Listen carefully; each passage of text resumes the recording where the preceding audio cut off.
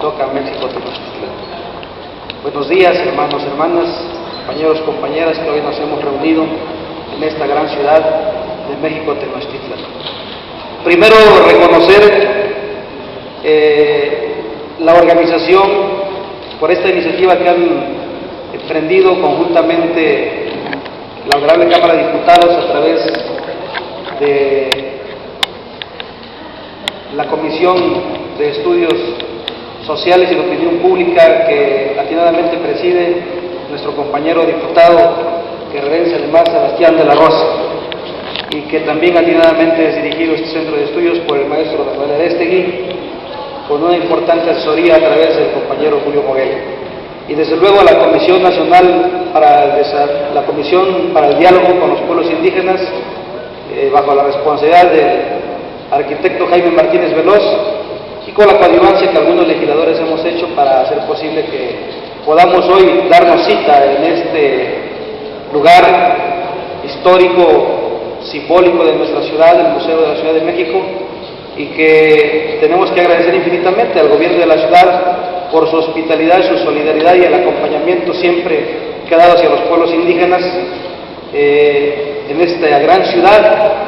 que se identifica por un gran mosaico cultural y que justamente una de estas la aporta la gran diversidad de pueblos y comunidades indígenas, originarios, migrantes, radicados, que hemos encontrado en nuestra casa, en esta gran ciudad. Quiero compartir con ustedes que sin duda hoy es una fecha también importante porque en el marco del 18 aniversario de la suscripción de los acuerdos de San Andrés entre el gobierno federal, el EZLN y los pueblos indígenas que acudimos en aquel entonces como invitados, como asesores, muchos por el gobierno federal, muchos por el EZLN, logramos durante estos meses de negociación importantes acuerdos y avances que se tradujeron en los acuerdos de San Andrés,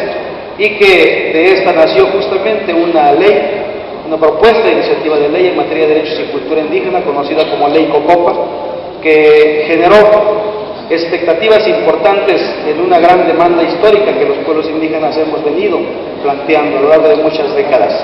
Una lucha de los pueblos indígenas que se da desde los años 40, 50, con los maestros de educación indígena que se organizaron desde aquellos entonces. Posteriormente, diría yo, un levantamiento pacífico de los pueblos indígenas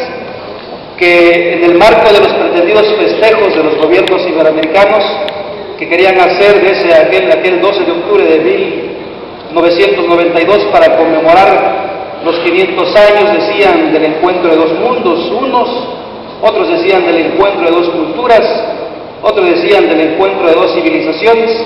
Los pueblos indígenas alzamos la voz y nos levantamos pacíficamente,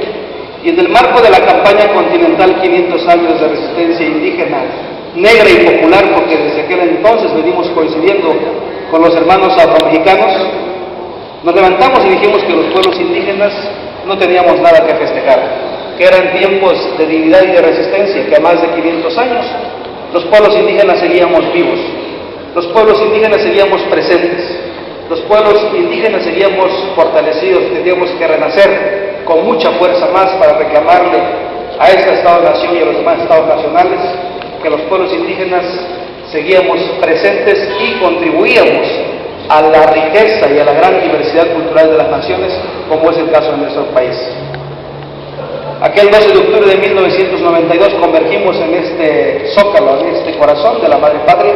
para reclamar al Estado mexicano el que nos reconociera y el que se plasmaran nuestros derechos en la Constitución.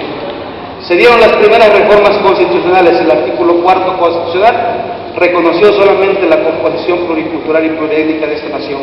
Insuficiente, dijimos. Los pueblos indígenas y una gran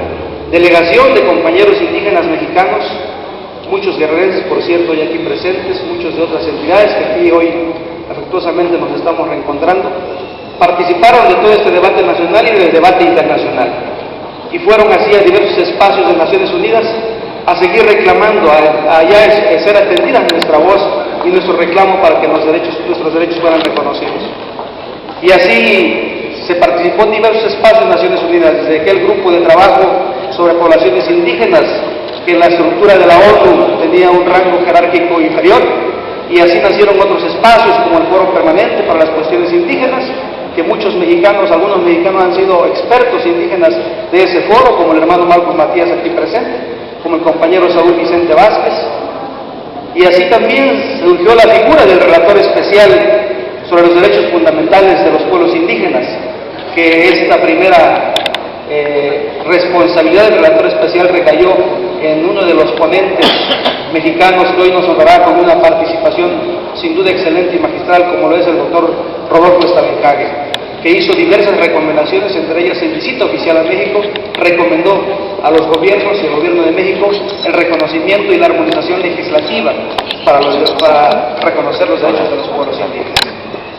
Y así también, ante la búsqueda de estos espacios todavía insuficientes para hacer escuchada nuestra voz y traducida en leyes en nuestra legislación nacional y entidades federativas, y ante la necesidad de seguir buscando el desarrollo de nuestros pueblos y abatir el rezago, la discriminación, la pobreza, la injusticia, la inequidad,